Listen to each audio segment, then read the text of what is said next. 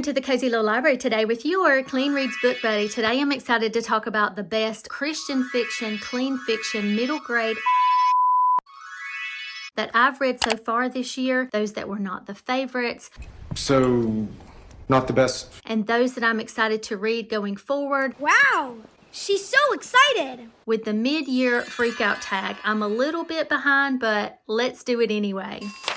We're going to move on over to the bookshelves, and I have the mid-year freakout tag questions on a notepad to the side. We're going to stay pretty close to that, but since I haven't done a full wrap-up video in a while, I may elaborate and add some things to this, so let's get started. The first question is the best book so far this year. One of the first ones that I think about is on the Christian fiction bookshelf.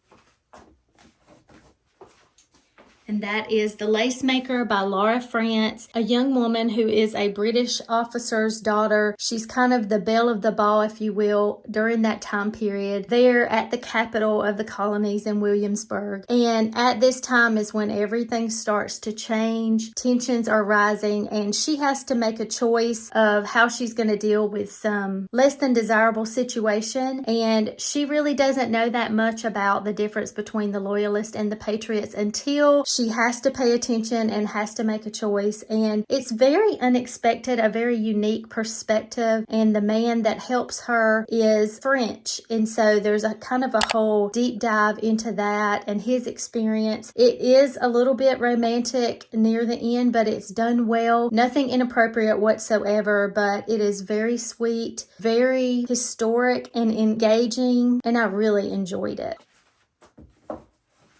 Another Christian fiction that comes to mind was the highly anticipated book, The Seaside Homecoming. I loved this so much. I love the entire series, but I'm sure you're familiar. Book number 1 in the series was The Sisters of Seaview. Book number 2 was Winter by the Sea. All of them just fantastic. I mean, you can tell how much I love these. So atmospheric, each one for their season. I loved it. This one, let me see if it says what month it starts. I believe it was March. Let's look and see. May 1820. And don't want to say too much because it is book number 3 in a series, but this is a sister that we haven't heard from. She's talked about very mysteriously. We don't know her side of the story, but she has been disgraced. She has been kind of sent off for a while. Things change though where she is in Scotland, and she ends up making her way back close to home, close to her family, and it's just very sweet. It was very slow, cozy, again, atmospheric. Even though it says it's May, I mean, you can see the hazy look on the cover. She does such a great job with her covers, and they always reflect how the book feels to me. So I highly recommend this. It was very, very enjoyable. I will mention that I read Northanger Abbey. I've read some Jane Austen. Those are always favorites, but definitely rereads. But the other one that comes to mind, well, I've saved it for for question number 2, which is what is the best sequel so far? So I'm going to kind of mash these together. So these 2 books, oh my goodness.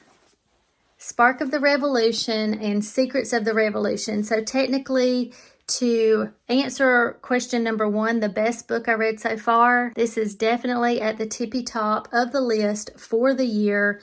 And then number 2 is the best sequel. That would be book number 2 in the series. So this is called Harbor of Spies. And we have 2 books so far, and then at least 2 books are coming next year. And I'm so excited about it.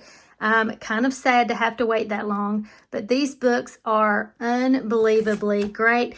I was able to finally put my finger on it that these feel like a grown-up Liberty Kids with lots of action and a little bit of romance.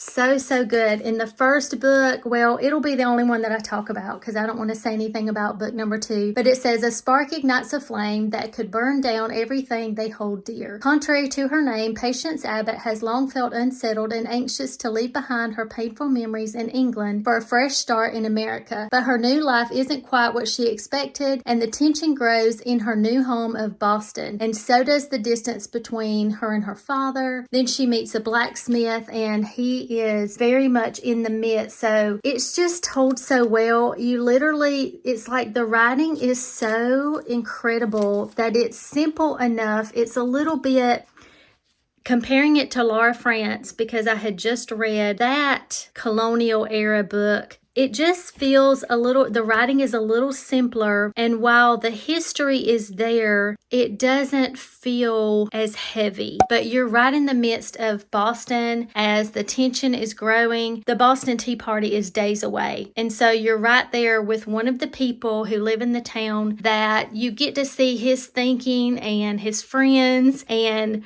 the character that I just talked about, the girl Patience, how all of that plays into it. And as someone who loves my country and loves this era and the history of it, the accuracy is on point, but again, it just feels so easy. And it's so wonderful to literally step through this era with their eyes, and you will learn a whole lot. If you already know some of this, then you will just be squealing and yipping because we have appearances of many popular men of that day. And so it's just wonderful. It is so, so good. And thank you to my patron members that read this with me. We had so much fun and we're all obsessed. Okay, number 3, new releases that I haven't read yet. Where There's Smoke, which is a new guidepost mystery series. And the other one is an old Julie Klassen book that she has redone.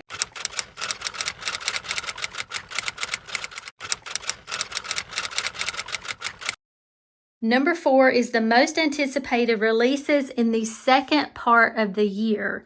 The first one that I think about is the very last book in this On Devonshire Shores series that I spoke about a second ago. It's going to be a Christmas book. And then Julie Klassen has another book that she's coming out with that I'll put on the screen as well because I can't remember the full name. Number 5, maybe a little controversial, okay? The biggest disappointment. I have 2 really, really big disappointments. Let me get over here and move this one out of the way so we can talk about it.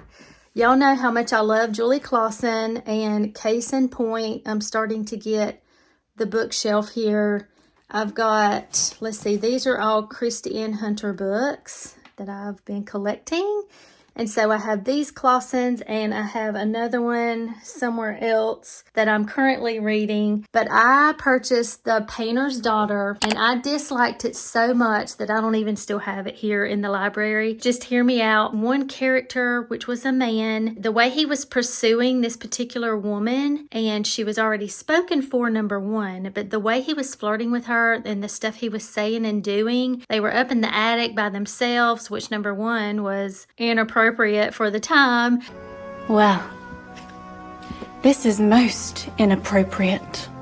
But the stuff he was saying in her, it was just icky. I just did not like it. I did not like it. I was so disappointed. I was so shocked, but I just couldn't. It could have just been a me thing, my mood, whatever, but I just couldn't keep reading it. I couldn't. Okay, you ready for the next one? This is going to be, So last year I read Love Overboard by Shannon Sue Dunlap.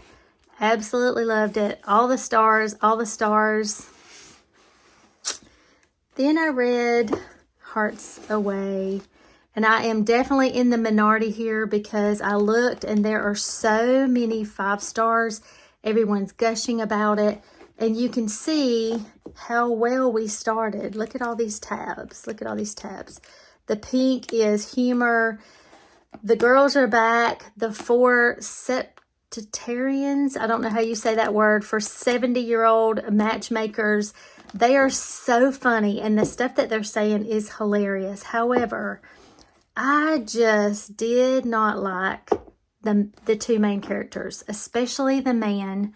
but the things that went on and just the wishy-washiness and the way that he kept calling her his employee. The first part was great, but it's like there wasn't any development. It's like they were 15 or something, the way they were acting, and they were much older than that. And he just annoyed me to no end, how he just kept on and on with the whining he was doing. And then, I mean, I read all the way, even to the end. I just kept waiting for it to get better. And I don't know. I was so disappointed in that. Number 6, the biggest surprise. I would say that I was very surprised by the very first book that I read of the year, The Lost Memoirs of Jane Austen by Syrie James. This was so much fun. The audio is top notch. If you have to choose the audio. I know that's controversial, but I stand by that. The audio is amazing, and I think it's great for different types of people. If you have never read Jane Austen before, then I think this would be a great starter.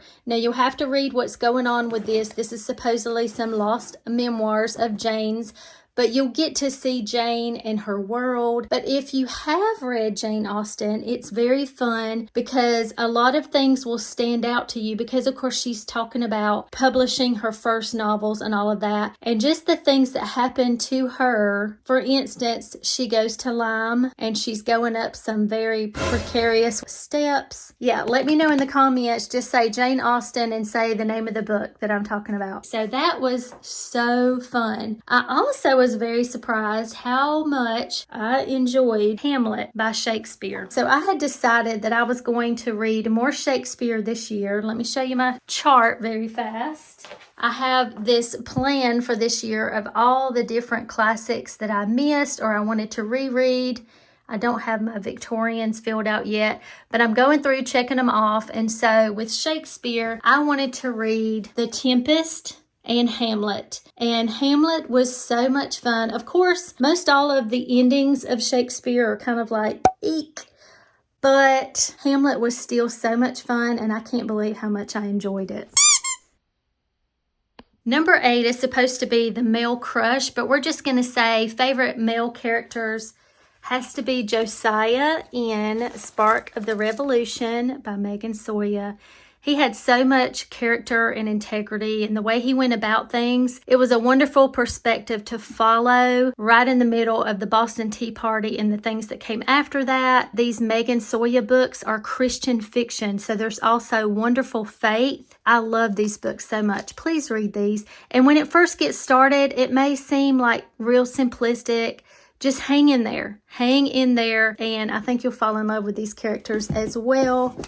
Let's see, we read... Who is we? We read King Arthur, a reread this year, so King Arthur is definitely a standout male character, and we'll say Hamlet. Number 9, favorite female characters. Let's see. In book number 2 of Harbor of Spies, I would have to say Hannah, because she was so precious. She was more quiet, but the way that she took care of her father. Look at all those tabs, y'all. I love this series. I'm not going to say what was going on with Hannah's dad. The way she went about things and how she lived her life. Her main priority was him, and it was so precious. And it's just a wonderful part of the story.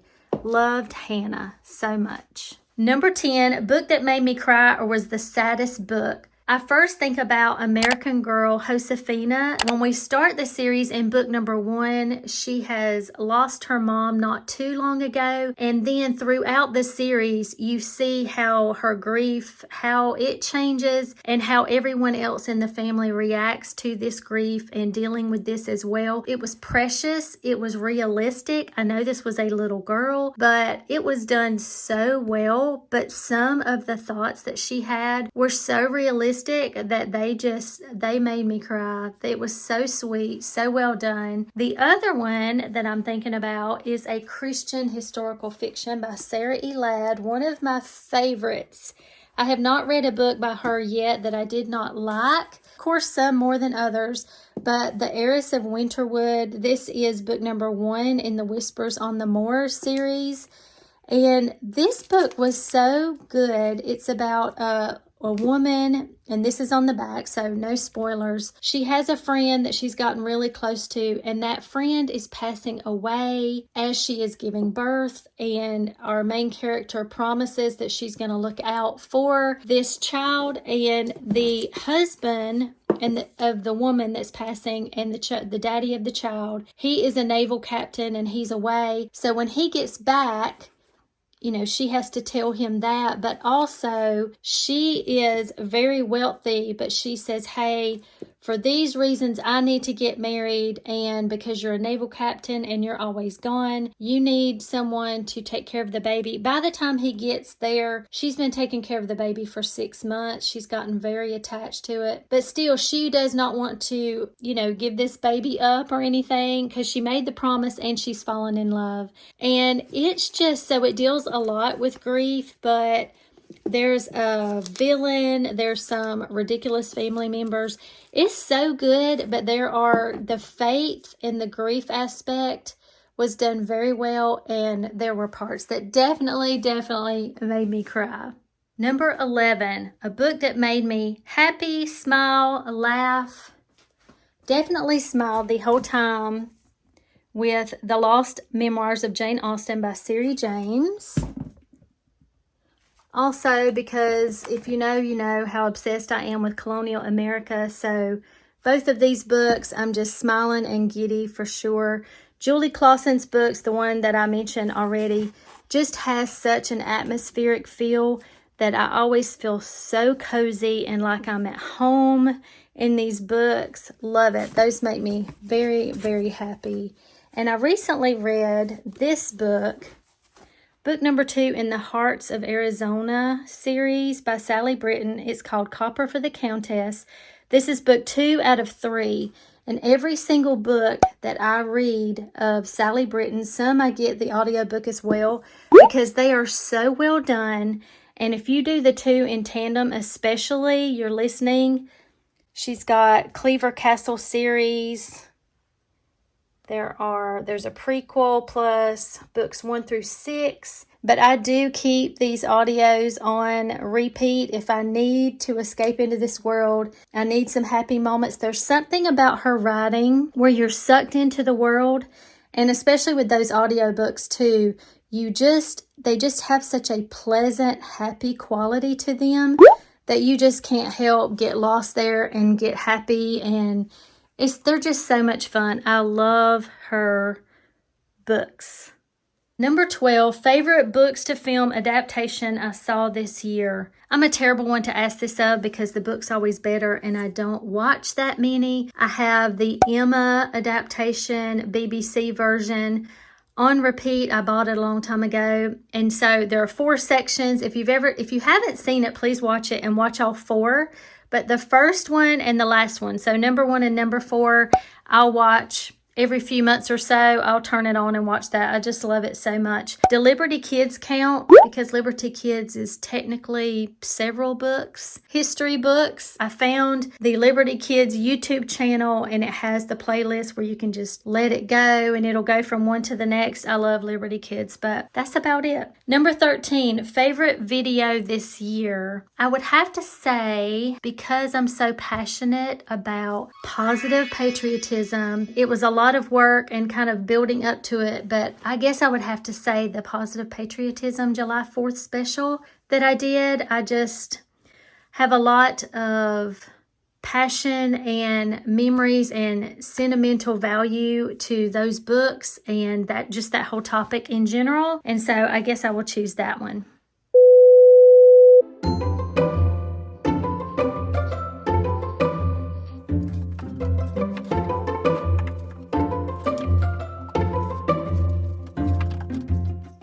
Most beautiful book this year. I have several. I'm going to show you a few. I have a book haul coming, but until then, I've gotten into reading a few more fairy tale retellings like these Forever After series. And so I wanted to purchase the original books by those originals, Aesop's, Hans Christian Andersen, the Grimm's Fairy Tales, etc. And so it was my goal this year to get some collectible books.